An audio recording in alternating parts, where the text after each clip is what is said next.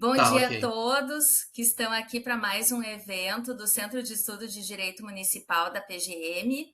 Hoje nós temos aqui o Dr. Eduardo Jobim, que é advogado e ele tem a sua formação como mestre em Direito pela USP, doutor em Direito pela URGS, onde ele também está cursando seu pós-doutorado. E a sua tese de Direito Tributário está relacionada à justiça tributária na Constituição, cujo livro correspondente foi editado pela Malheiros e Jus Podium, né? Livro recente, denso e muito bem escrito. Quero dizer que é um tema bastante denso, mas o livro é bastante claro, tá? Então, por isso convidamos o Dr. Eduardo para trazer uma explanação sobre esse tema, trazendo ele mais perto da nossa realidade. Bom dia, doutor Eduardo, a palavra está com o senhor. Bom dia, muito obrigada, doutora Karen. Eu lhe agradeço, é uma imensa honra estar aqui dando uma pequena amostra do que eu tenho estudado. E eu quero dizer que, para mim, é uma honra estar aqui no Centro de Estudos do CEDIM, da Procuradoria. Doutora, eu só estou com uma questão em visualizar os meus slides aqui. Tu estás com uma ou duas telas? Uma tela Estou com só? duas telas, estou com duas telas. Está com duas Ah, telas? tá, eu já estou conseguindo. Tá, perfeito. Vocês estão vendo os slides baixando aí? Sim, sim. Tá, Então aí. então tá. Bom, ah, pessoal, então o tema que eu separei hoje para o nosso encontro, ele vai ser mais teórico e, de certa maneira, um pouco filosófico. Ele é um tema que fugiu das universidades, não está mais sendo debatido nas faculdades de direito, mas ele serve ele é fundamental para nós entendermos o direito. Tem uma frase de um filósofo, Ludwig Wittgenstein, que eu gosto muito, que ele diz que os limites da minha linguagem são os limites do meu mundo. E o objetivo meu, como propunha Wittgenstein, é ampliar os limites da linguagem dos senhores para que os senhores consigam observar um mundo diferente, um universo jurídico de uma maneira como ele se fundamenta, como ele se ergue, tá certo? Então, como a vinculação do tema versa sobre direito tributário, o objetivo também vai ser que vocês reconheçam os critérios de justiça e de igualdade que são subjacentes a algumas espécies de tributo. Pois bem, nós vamos ver que os impostos eles são regidos por um critério de justiça. As taxas e as contribuições de melhoria são regidas por outro critério de justiça. E a repetição do indébito, por sua vez, a devolução do tributo pago indevidamente, ela é regida por um terceiro critério de justiça. Bom, modernamente, pessoal, a palavra justiça ela é usada como como significasse lei ou como significasse direito. De fato, a justiça geral, o conceito de justiça geral, mesmo em Aristóteles e Tomás Aquino, significava direito, tá certo? Mais tarde é que ele veio se identificar com a função, a instituição, e mas ela nunca perdeu o seu sentido de objeto do direito. Então, pessoal, o direito, qual é a função do direito? A função do direito é instituir a ordem. Tá? Instituir a ordem dos iguais e diferentes no interior de uma comunidade. Só um segundo. No interior de uma comunidade. Pois bem, o direito, para ele ordenar uma comunidade, ele precisa ser público, ele precisa ser tornado público. O direito que não é público, ele é um direito desconhecido. Nós tínhamos leis secretas na Alemanha nazista que não podiam ser seguidas. Elas eram secretas porque elas eram arbitrárias e a Alemanha nazista não queria que isso virasse propaganda contra o regime nazista nos primeiros anos do regime na ascensão de Hitler. Pois bem, o direito, então, ele visa instituir a ordem. E a ordem, ele visa reger a ordem pública. Então, o direito, basicamente, ele se rege por formas, tá certo? É absurdo as pessoas que são absolutamente contra as formas do direito. Nós temos pessoas que acreditam na matéria do conteúdo e, ao não utilizar conceitos e formas do direito, fica simplesmente impossível de nós compreendermos quais ações que se tornam vinculantes para nós em sociedade. Pois bem, quais são as formas do direito? O direito tem basicamente 3 formas externas. O direito é uma norma, tá? A lei impõe a ordem numa sociedade. A lei, então, é o padrão geral que obriga, que proíbe e que autoriza. Esses são os 3 modais deônticos que são possíveis de ser utilizados. Isso é uma questão de lógica jurídica. Não existe um quarto elemento. Ou a lei ela impõe uma obrigação, ou a lei impõe uma proibição, ou a lei autoriza algo. Mas, além de norma, o direito é decisão. Decisão judicial, não é verdade? Decisão administrativa. A decisão judicial, ela visa o quê? Ela visa determinar o justo no caso concreto. Então, a gente pode dizer que a decisão judicial é aquilo que impõe a ordem. Se a lei visa a ordem, a decisão impõe a ordem na comunidade jurídica. Decisão administrativa e decisão judicial. Pois bem, essas 2 formas externas, elas são incapazes de se auto-aplicarem sem instituições. Então, nós temos aqui um exemplo de instituição, a Procuradoria-Geral. As instituições, elas são criadas de modo diverso por cada tipo de sociedade e elas visam a instituição da ordem no interior de uma comunidade. Então, norma, decisão e instituição são as formas externas do direito. E aí vocês vão me perguntar, e qual é a forma interna do direito? A forma interna do direito é a justiça. E justiça, pessoal, significa igualdade.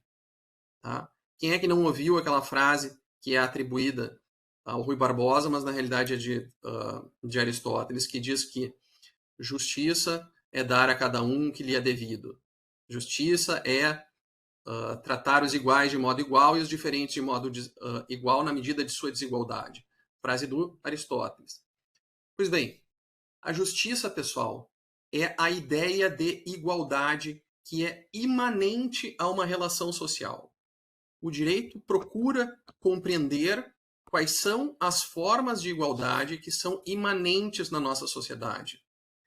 Pois bem, pessoal, o que eu quero dizer com formas imanentes? Eu quero dizer o seguinte, que, pessoal, cada tipo de relação social vigora um tipo de igualdade e um tipo de justiça. Então, por exemplo, no interior da nossa família, nós temos certas formas de igualdade com o qual os pais regulam, impõem a ordem aos filhos. As medidas que são impostas pelos pais não podem ser iguais para todos, pois eles têm pois os filhos não raramente têm diferentes idades. Na verdade, um precisa tomar mamadeira, o outro precisa comer um alimento sólido. Não dá para dar um tratamento igual para os filhos. Um precisa ir para uma aula de infantil e o outro precisa ir para a escola. Um já entrou na faculdade. Então, nós não conseguimos conferir um tratamento igual no interior de uma família. Tá certo? Então, vejam só. A igualdade no interior da família é proporcional. Proporcional a quê? Depende. Proporcional à idade dos membros da família, proporcional à necessidade dos filhos. Pois bem, Nas relações contratuais, pessoal, existe um outro tipo de igualdade, um outro tipo de justiça. Quando nós fazemos um contrato de compra e venda, qual é o ideal de igualdade que rege essa relação? Pessoal, uma compra e venda é uma troca de utilidades. Então, nós trocamos um bem de um preço por outro de igual preço. Então, nós conseguimos saber que o que rege a justiça no interior das relações contratuais é uma relação aritmética, uma igualdade aritmética. Aritmética por quê? Porque um objeto é igual em termos de valor a um outro objeto. Tá? Por isso que nós trocamos objetos de igual valor. Pois bem, pessoal, mas existe um terceiro tipo de igualdade, que é a chamada igualdade, a justiça corretiva. Pois bem, cada tipo de relação social, então, existe um tipo de forma, um padrão imanente de igualdade. Essas formas de igualdade fazem parte da nossa forma de raciocinar sobre as interações sociais. Pessoal, vocês peguem uma criança de 3 anos de idade, criada na China, no interior dos seus costumes, e peguem uma criança de 3 anos de idade que seja filho de um esquimó. Vocês colocam essas duas crianças dentro de uma sala, vocês vão ver que elas, se elas tiverem cada um o seu brinquedo, elas vão querer, se elas forem trocar, elas vão querer o brinquedo da outra também. Então, ao brincar, deixar o outro brincar com o seu brinquedo, eles vão trocar os brinquedos. Tá? Então, com isso, o que eu quero dizer? Que essas noções de igualdade, elas são imanentes, elas são constitutivas da nossa personalidade. E quem está dizendo isso não sou eu, é um antropólogo social, que é Michael Tomasello, que trabalha, ele estuda as origens da nossa moralidade. E ele percebe que os grandes mamíferos, eles possuem algum senso de justiça e um senso de moralidade que se traduzem nessas formas de igualdade. Então vocês podem ver, ele faz estudos com crianças muito pequenas, e vocês vão ver, por exemplo, em macacos. Vocês vão ver que os macacos, por exemplo, numa relação de distribuição, pega 2 macaquinhos, você coloca um do lado do outro, e ele começa dando uma banana para um e dá uma banana para o outro. Dá de novo uma banana para cada um. Chega num momento que ele dá uma couve para um e uma banana para o outro. O que o macaco da couve faz? Pega a couve e toca de volta no sujeito. O que isso significa? Significa que ele entendeu que aquela relação distributiva foi injusta. Por quê? Porque ele percebia que eles estavam em condições de igualdade, todos recebiam o mesmo alimento. Mas no momento em que a relação de igualdade não foi mantida, ele sentiu a injustiça. A mesma coisa acontece conosco. Pois bem, então, a cada tipo de relação social de afirmação de pertença na comunidade, vigora um tipo de justiça.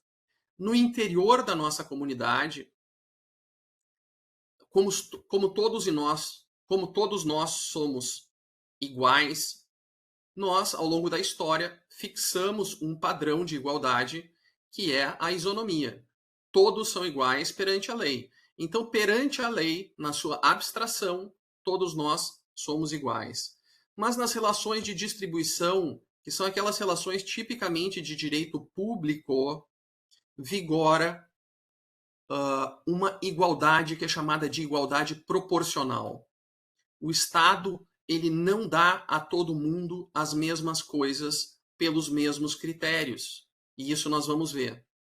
E nas relações bilaterais de troca, que são aquelas regidas pela justiça comutativa, vigora a igualdade enquanto equivalência. equivalência entre bens trocados. Pois bem,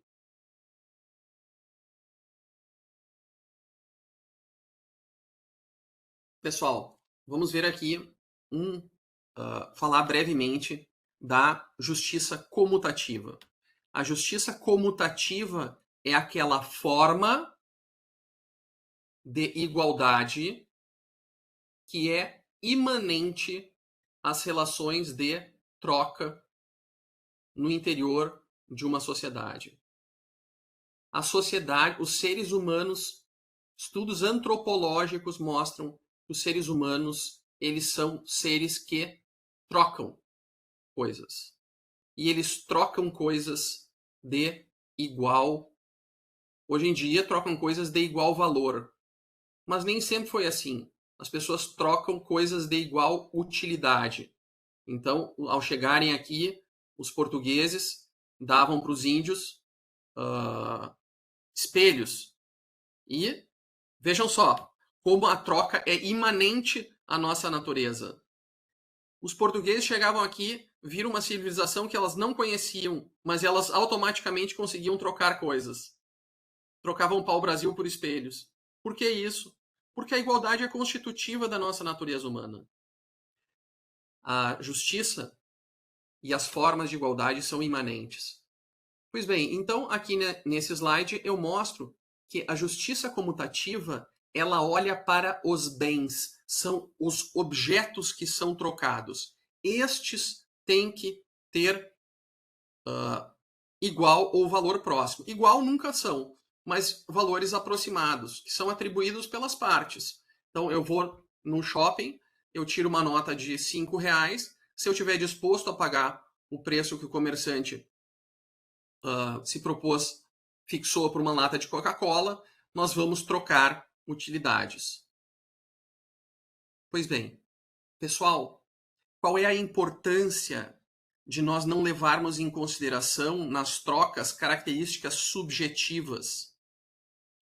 Porque senão as trocas não aconteceriam. As trocas não aconteceriam.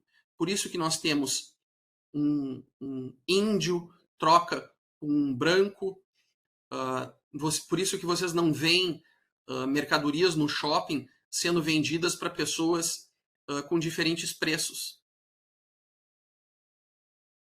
Não se leva em consideração o elemento subjetivo. Não se vende produto especificamente para pessoas cristãs, ou especificamente para árabes, ou especificamente para onde se excluam outros características subjetivas. As trocas ignoram isso.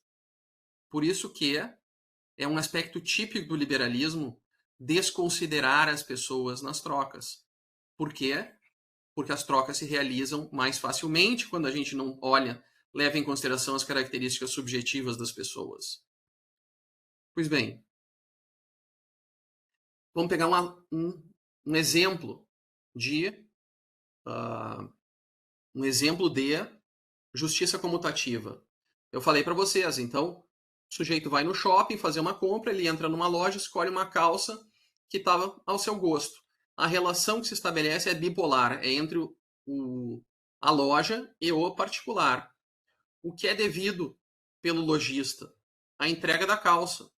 E pelo particular, a entrega do dinheiro. Relação bipolar de troca de equivalentes. Eu vou mostrar para vocês, pessoal, que a nossa lei incorpora estas formas de igualdade, porque nós não conseguimos explicar o mundo senão por estas formas. Código Civil, artigo 421.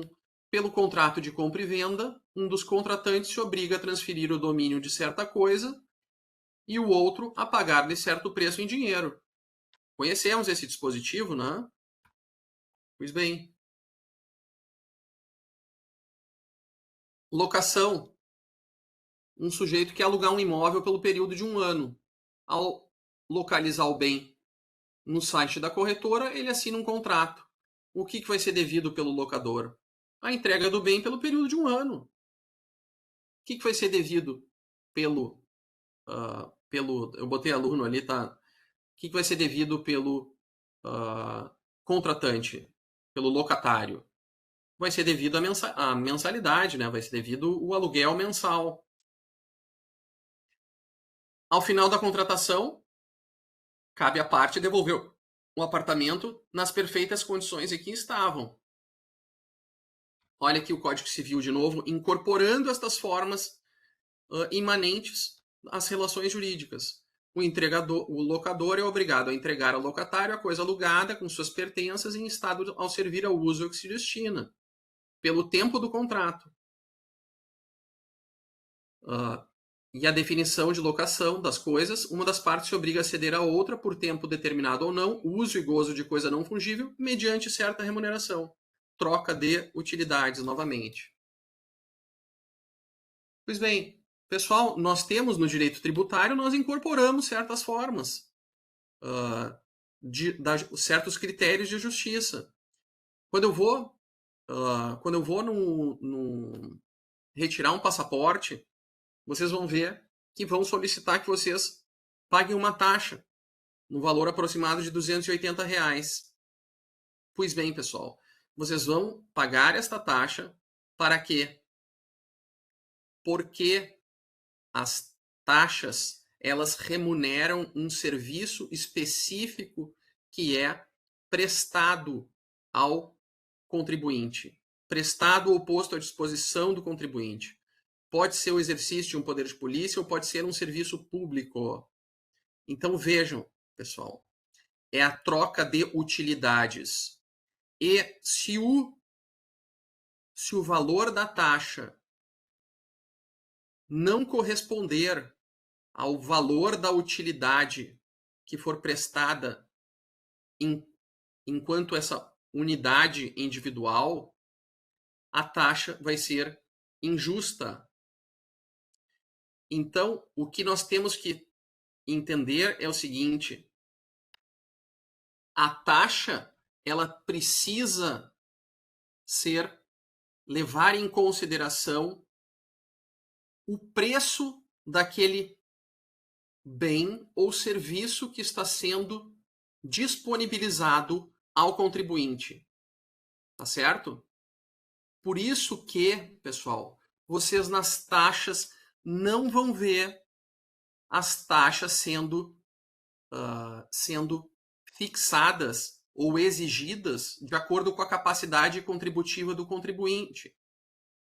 Por quê? Porque lembra que o critério da justiça comutativa impede que se leve em consideração características objetivas do sujeito? Subjetivas do sujeito? Sim, nas taxas também. A taxa só pode ter um preço. E se o preço da confecção do passaporte traduzido numa unidade individual de entrega de um passaporte não custar R$280, essa taxa vai poder ser impugnada. Tá certo? E são diversos os exemplos que eu posso dar para os senhores na jurisprudência do Supremo que reconhece que o preço, que o contribuinte provou que o preço daquele serviço público não corresponde aproximadamente o valor exigido pela taxa. Não é um valor absoluto. A taxa obviamente que ela leva em conta uma aproximação de preço. Tá?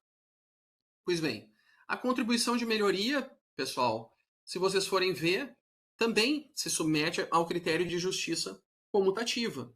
Então é um tributo cobrado por cada um dos entes tem essa competência para fazer face ao custo de obra pública que decorra a valorização imobiliária ao contribuinte. Construiu uma obra, se pretendeu exigir uma contribuição de melhoria. Um percentual dessa obra, se acresceu valor ao patrimônio do particular, vai poder ser cobrada uma contribuição de melhoria. Tá? Também se submete a uma relação de troca. O sujeito paga uma fração da valorização imobiliária que teve no seu imóvel. Tá certo? Pessoal, outra forma de justiça. Uma sociedade em que alguém causa dano a outra impunemente não é uma sociedade de iguais. Pois bem, o que é a justiça corretiva? Pessoal, a justiça corretiva é aquela que visa corrigir a igualdade que foi quebrada. Pensem na seguinte situação. Vocês possuem um automóvel que foi objeto de uma colisão. O automóvel custava 50 mil reais. Ele foi objeto de uma colisão e passou a valer 40. Se vocês acionarem o causador da colisão, vocês vão poder pedir, a título de danos materiais, um valor não superior a 10 mil reais. Mas por que não superior a 10 mil reais? Porque justamente o valor que faz corrigir a igualdade anterior. Ele vai devolver um status do bem à condição anterior. Então vocês veem aqui. Por isso que sempre que nós falamos em indenização, vocês vão ver proporcional ao dano, proporcional à extensão do dano. Ou então, dano ao meio ambiente. Vocês vão ver, é sempre uma obrigação de reparar o dano. Vejam só, na justiça corretiva, a correção serve para retribuir, devolver a parte ao status quo. Então aqui, vocês veem em matéria de meio ambiente. Vejam só, todos têm direito ao meio ambiente equilibrado, de bem de uso comum do povo. Parágrafo 3º. As condutas e atividades consideradas lesivas ao meio ambiente sujeitarão os infratores a sanções penais e administrativas, independentemente da obrigação de reparar os danos causados. Reparar os danos causados ao meio ambiente é devolver o meio ambiente, ao estado anterior. Veja que a igualdade foi corrigida. Não foi corrigida? Se o meio ambiente estava numa condição e ele foi lesado, rompeu-se com a igualdade inicial. A igualdade inicial significa o status, o estado inicial. Rompeu-se com o estado inicial, cabe devolver a situação ao estado inicial. E a correção, pessoal, ela é uma retificação do bem, não é? Mas ela pode ser uma retificação da pessoa. Então veja só, artigo 5º, inciso 5º da Constituição. É assegurado o direito de resposta proporcional ao agravo, além da indenização por dano material, moral ou à imagem. Por que se indeniza? Porque causou-se um dano. Pessoal, justiça corretiva visa repor danos civis e penais. Pensem no caso do Guilherme de Pádua, que não é da época de vocês, causou a morte de uma atriz de novela, Daniela Pérez. Ele foi condenado a 8 anos de prisão. A retificação, por óbvio, ela não acontece a Daniela Pérez. Não se devolve a vida a Daniela Pérez.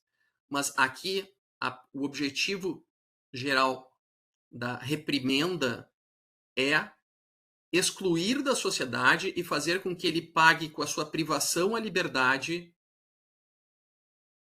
que ele devolva à sociedade a perturbação que ele lhe causou. Então ele fica preso por um tempo pequeno, mas foi o que a nossa legislação convencionou, E essa é uma forma dele devolver a tranquilidade à sociedade. Ele está retificando o erro que ele causou. Tá certo? E vocês vão dizer, e isso tem a ver com tributário? Absolutamente.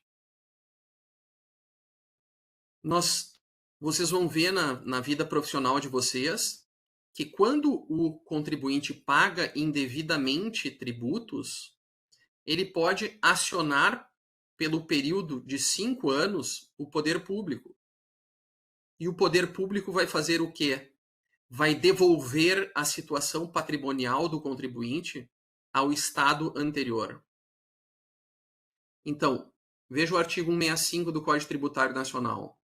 Sujeito passivo tem direito, independente de prévio protesto, à restituição total ou parcial do tributo, seja qual for a modalidade do seu pagamento. Restituição total. Restituiu totalmente a parte, desde que só pode buscar os últimos 5 anos, mas, pessoal, é uma forma de correção da igualdade. Tá certo? Isso, de novo, essas formas imanentes de justiça, formas internas do direito, elas são replicadas por todo o direito. E um dos grandes problemas que nós temos na atualidade é que os juízes não sabem o que a justiça significa e muitas vezes confundem os critérios de justiça. Vejam só, a saúde pública, pessoal, ela é depois eu vou falar da saúde pública, mas vamos lá. Então, justiça corretiva e igualdade. A indenização visa recompor as partes ao status quo ante. A igualdade anterior foi ferida em razão do dano. Deve o juiz repor a igualdade que foi rompida em razão do dano. O Aristóteles dizia: o juiz é o guardião da igualdade. Justiça distributiva. Pessoal, a justiça corretiva e a justiça corretiva parcialmente está no direito público, parcialmente está no direito privado. Ela rege as duas formas de justiça, as duas esferas de separação didática do direito. Mas a justiça comutativa rege o direito privado, a justiça distributiva o direito público. E ela segue esta forma. Aqui a figura D é um distribuidor, o R é um recebedor, o R2 um recebedor. Aqui, pessoal, a justiça distributiva não leva em consideração os objetos trocados, leva em consideração uma característica subjetiva da pessoa, da parte. Então, quando eu falei para vocês que a mãe no interior de uma família ela trata os filhos de modo diferente, ela elege um critério para fazer para dar-lhe o tratamento devido. Então, ela pode eleger a idade de um dos filhos para lhe atribuir um tratamento devido. Vamos lá. Justiça distributiva é que se exerce nas distribuições de honras, dinheiro e tudo aquilo que pode ser repartido entre os membros de uma cidade. Isso aqui é o Aristóteles, tá? Pois bem, vamos lá. Qual é? A gente sabe que o ônus, olha só, a justiça distributiva, pessoal, ela distribui ônus, bônus, direitos, deveres, tudo que é possível de ser distribuído no interior de uma comunidade. Como é que o ônus tributário nos impostos é distribuído? Vamos ali no 145, parágrafo 1º da Constituição.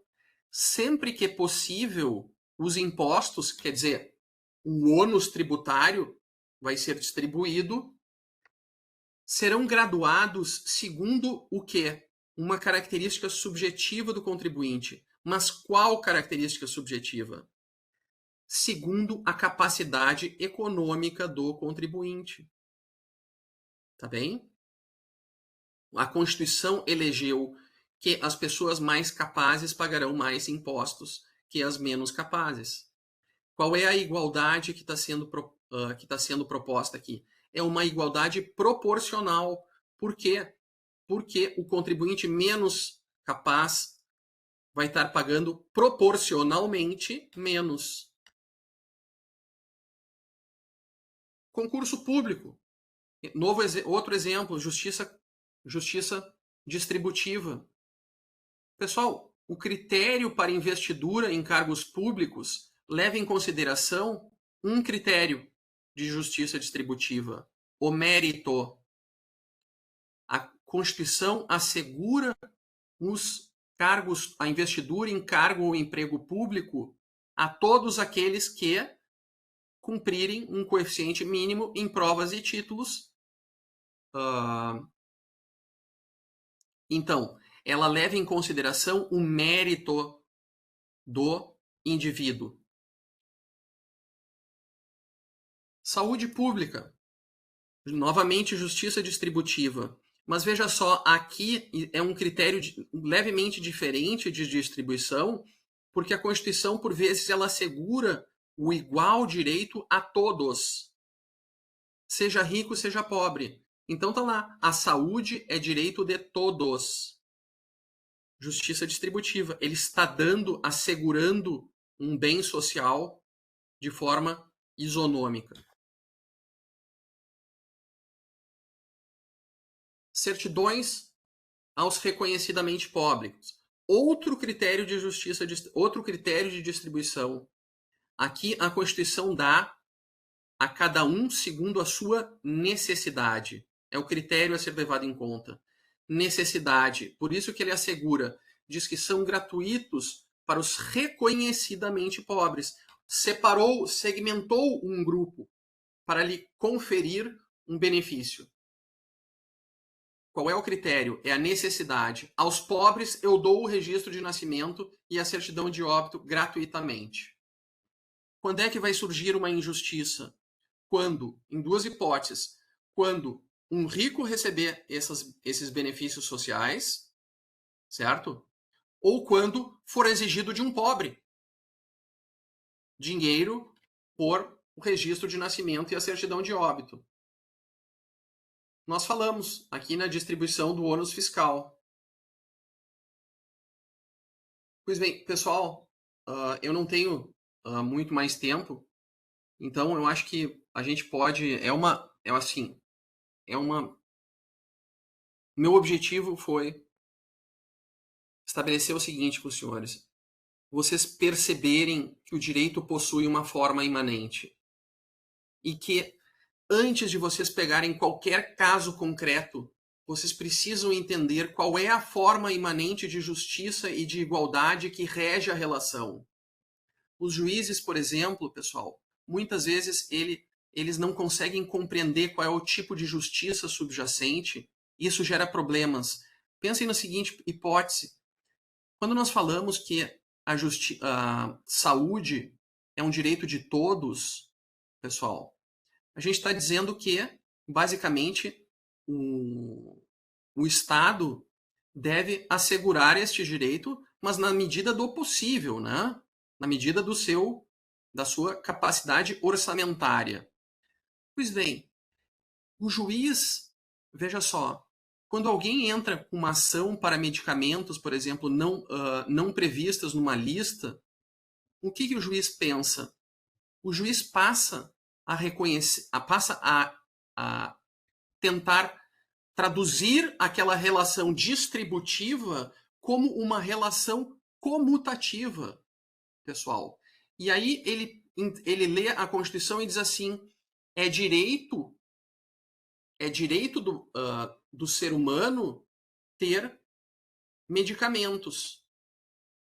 A relação é de direito e dever do Estado.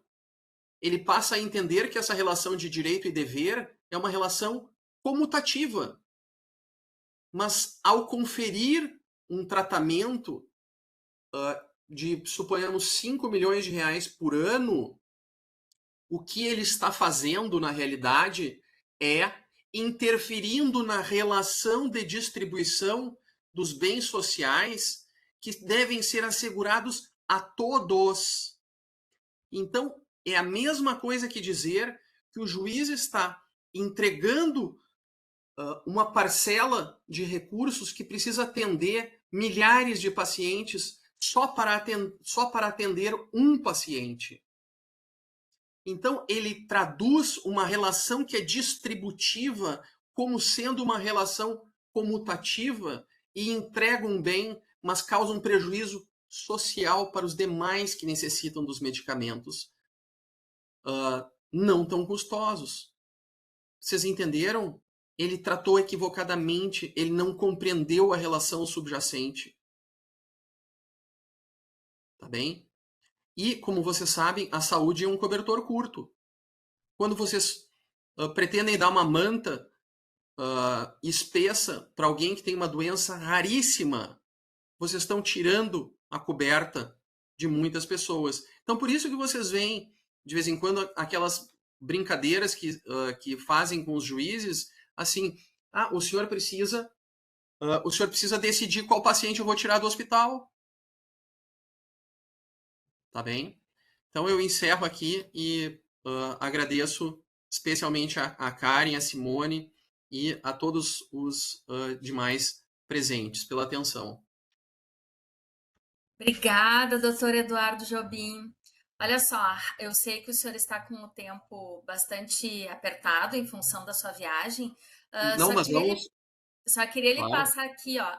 Até o aplicativo Webex ele atualizou e tem várias pessoas, a informática está tentando ver, tem várias pessoas tentando acessar o chat e ele não aparece para todo mundo. Mas o Rafael, que é nosso residente, ele já colocou 2 perguntas aqui. Ele disse assim: saiu a notícia ontem na coluna da jornalista Rosane de Oliveira, de Zero Hora, que o estado do Rio Grande do Sul estuda o aumento da alíquota do ICMS, que hoje é 17%, para 19,5%.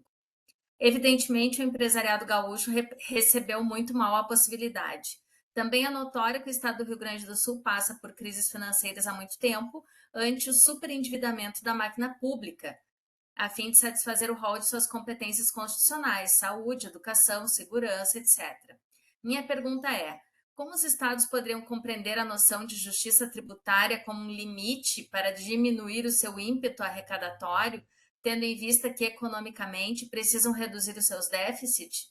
Em outras palavras, é possível estabelecer o impacto do desenho, constitucional de justiça tributária com os déficits públicos? E ele também pergunta, eu vou colocar as duas para tu ver se pode responder alguma coisa junto, porque é bem Tá, comprido. assim, não, eu posso responder responder o essa? seguinte.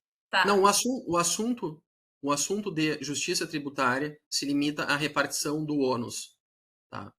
A pergunta que ele está fazendo é de justiça fiscal, que é repartição de ônus e bônus, adequação do orçamento e do direito financeiro às realidades arrecadadas. Né? Esse é um tema que não foi objeto do meu estudo.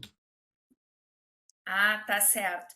Porque normalmente a gente confunde essa ideia e pensa na questão arrecadatória e pensa que talvez seja injusto o sistema pelo Estado ou muitas vezes os legisladores se preocuparem mais com a conta de chegada do que propriamente com a questão da justiça em si. Mas então estamos tratando daí da justiça fiscal e não dessa justiça da da repartição palestra do de hoje, ônus. da repartição do ônus, isso.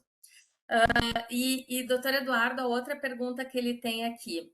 O Supremo tem modulado o efeito de suas decisões com base no excepcional interesse social ou na segurança jurídica em matéria tributária. Por vezes, o critério utilizado repete-se o indébito para todos que ajuizaram até a propositura desta ADI. Isso violaria o conceito de justiça tributária? Me parece que sim.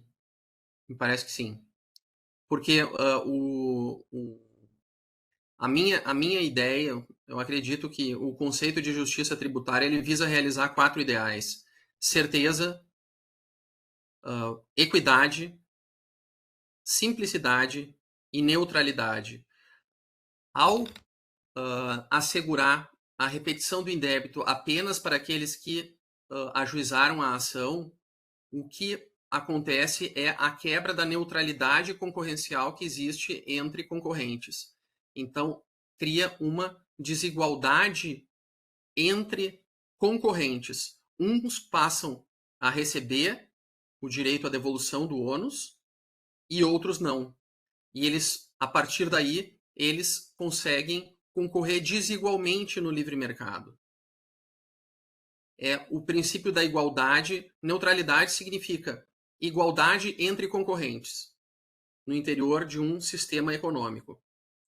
Essas modulações de efeito, da maneira como é feita pelo Supremo, eu não tenho a menor dúvida que ofendem o princípio da justiça tributária, mas não só nessa dimensão de neutralidade, porque também fere na dimensão de certeza do direito. Como a pessoa que fez a pergunta bem disse, em prejuízo da segurança jurídica. A certeza jurídica, ela é a dimensão estática da segurança jurídica. Aqui a gente tem também uma pergunta do Luiz Roberto Monreal Silva, elogiando a palestra, e ele diz assim: gostaria de perguntar como o doutor enxerga a questão da implementação de programas como o Remessa Conforme, que é um programa com a finalidade de regular o mercado interno, mas retira o poder aquisitivo do brasileiro. Eu não estou a par da remessa interna. Eu não conheço Remessa Conforme. Luiz, se tu estiveres aí online, possa explicar. Ele é alguma coisa de Goiás? O Luiz é de Goiás. Ah, tá. Então, bom dia a todos. No caso, o Remessa Conforme, ele é um programa instituído juntamente com a Receita Federal, no caso, para ser aplicado nas importações que vêm, né, no caso da China, dos e-commerces, aí o que acontece? O governo federal firmou uma parceria junto com esses e-commerces, principalmente os chineses, né, que foram os que mais aderiram, para que houvesse a tributação direta dos produtos no ato da compra. Porque antigamente o que acontecia? Você fazia a compra nesses e-commerces, a encomenda, no caso o pacote, vinha lá da China, por exemplo, e quando chegava aqui na nossa aduana, parte dessas encomendas era taxada, né? No caso, recebia o imposto de importação, o ICMS, de acordo com o estado a qual fosse destinado, e parte não era tributada, né? Com remessa Ah, conforme, o que aconteceu? Ficou a encargo dos e-commerces fazer essa tributação diretamente na fonte e meio que, vamos dizer assim, antigamente havia uma isenção de até US$ 100 para compras na internet. Hoje em dia, há uma isenção de US$ 50 para o imposto de importação, porém o ICMS agora é aplicado para todos os estados. E já tá. está sendo estudada a questão de ser removida essa isenção de US$ 50. E assim, há aquele pensamento, né, de que o fisco está cumprindo com a questão de regular o mercado interno, porque vai Perfeito. incentivar o consumidor a comprar mais do mercado interno. Porém, a gente percebe que o poder aquisitivo do brasileiro ele é meio que podado, né, com programas como esse. Aí eu gostaria de saber qual a visão do doutor sobre esses aspectos. Olha, eu não sei se. Eu não acredito que a capacidade contributiva do brasileiro esteja sendo podada, porque quem compra produtos na China não são as pessoas, não são os pobres, os reconhecidamente pobres, tá? E até porque até R$ 50 nós temos ali uma margem de isenção, talvez não se perpetue. Eu não sabia que esse programa se chamava remessa conforme. Mas eu acho que ele é uma medida boa de ser implementada justamente pela questão da neutralidade concorrencial. Quer dizer, não sei se vai estimular as pessoas a adquirirem no Brasil, mas pelo menos eu acredito até que vá estimular as pessoas a comprarem no Brasil. E talvez, como é que desculpa o Luiz, talvez isso até venha em benefício dos contribuintes, né? Tu disseste assim, isso não feriria como se fosse, não reduziria a capacidade dos contribuintes. Eu acho que não. Talvez eles parem de gastar desnecessariamente com produtos com Badulac da China, né? Talvez eles, ao invés de gastarem o recurso dele comprando bobagem, eles não passem a não mais comprar os produtos. E até falando sobre isso, Eduardo, existe um mecanismo que esses vendedores se utilizam, que é o vendedor anuncia numa rede social, um produto, aparentemente é uma empresa nacional, tu vai lá, compra, sei lá, um sapato, uma coisa assim. Aí quando tu vai ver, leva, sei lá, 2 meses para chegar, Sim. chega um pacotinho preto da China diretamente no teu nome. Quer dizer, essa pessoa não tinha o produto disponível, ela Exato. encomendou e tu ficaste como comprador do produto Exato. importado e não aquela empresa. Luiz, eu acho que tem várias razões positivas para nós tributarmos isso. A começar,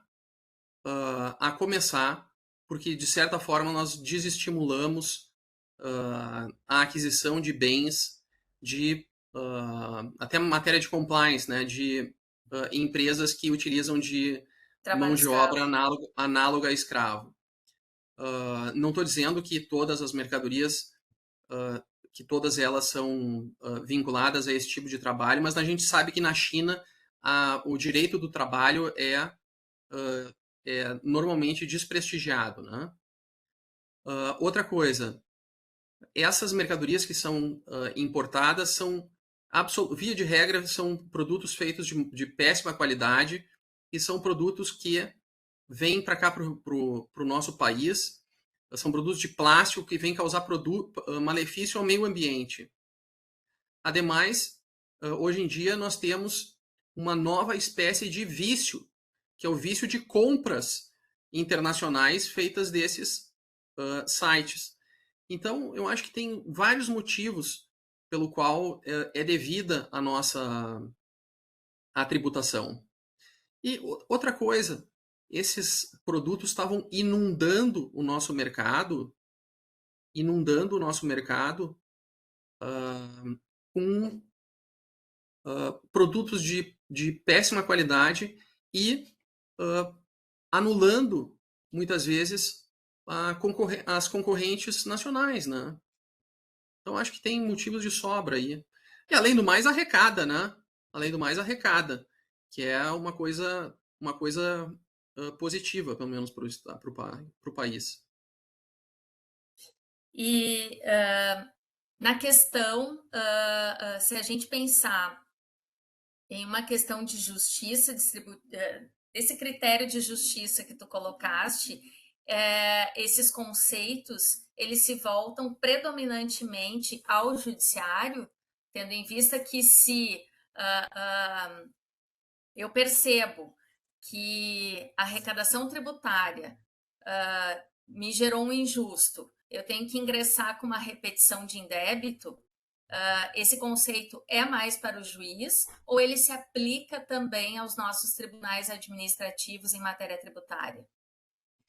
Aí é que está a repetição do indébito. Muitas vezes a pessoa pode tentar, se ela pagou mal, por exemplo, ou pagou em duplicidade algum imposto, recolheu, suponhamos, 2 DARFs. O sujeito tinha 2 moças na contabilidade, elas não sabiam, uma achava que estava pagando e acabou pagando o mesmo imposto. Isso pode ser repetido na esfera administrativa por um procedimento administrativo. Mas quando envolve a legalidade, a análise da legalidade da medida, aí só vai caber na esfera judicial. E muitas vezes a repetição do indébito ela vem associada a um questionamento judicial da legalidade ou da constitucionalidade da medida. Então, por isso que, via de regra, acaba sendo um direito que é reconhecido pelo judiciário. Eu estava pensando naqueles casos de pagamento de ITBI, quando há uma supervalorização do bem, e a pessoa entra com um processo administrativo na tentativa de comprovar que aquele bem adquirido não vale tanto quanto o fisco entendeu pelas suas fórmulas.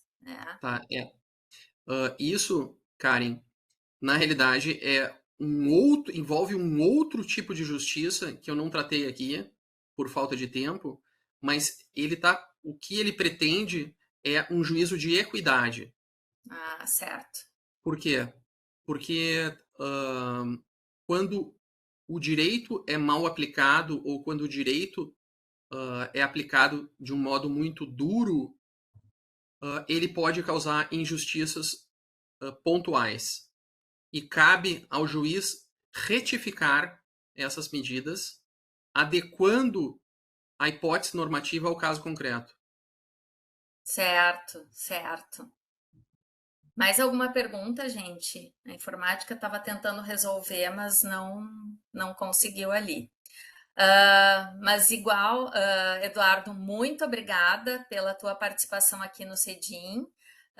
Eu acredito que esses conceitos, eles são absolutamente relevantes para a vida prática, porque no momento em que analisamos o caso prático, mesmo nós, operadores, precisamos ter bem claro o que podemos apresentar para o julgador, quais as nossas teses, e então isso é fundamental para que a gente tenha as noções mais fundantes, mais basilares para a atuação do advogado, uma atuação bastante técnica, e que muitas vezes nos faz falta no dia a dia. Então, pessoal agradecendo aqui no chat também. Eu gostaria de agradecer a todos pela presença, mais uma vez destacando que hoje nós tivemos o nosso evento um pouco mais cedo, dados os compromissos do palestrante. E, Eduardo, tu és sempre bem-vindo aqui no CEDIM para as tuas aulas. E sempre que quiseres falar sobre direito tributário, então estamos de portas abertas aqui. Maravilha. Para uma troca. Fico ainda te devendo, porque eu ainda estou aqui na página 170 e alguma coisa do teu livro, tá? Mas eu vou tecer Muito obrigado, Karen. Muito obrigado. Ainda vou tecer considerações. Legal. Pessoal, olha, muito obrigado. Eu sempre sou muito bem acolhido. Eu já tive aqui antes com o Rafael Ramos e sempre adoro falar com vocês. Eu coloco aí meu e-mail à disposição, é eduardo, @e de Eduardo, JOBIM, jobim.com.br. Quem quiser discutir, desde parte acadêmica, parte prática, pode mandar mensagem que eu fico super aberto aí para conversar com vocês. Gratidão. Obrigada a todos, avisando que aqueles que não são residentes jurídicos podem aguardar os seus certificados em até 10 dias úteis. Agradeço mais uma vez, convido a todos que sigam as redes sociais da Procuradoria para que fiquem sabendo de mais eventos interessantes como esse. Bom dia, obrigada a todos e um bom trabalho.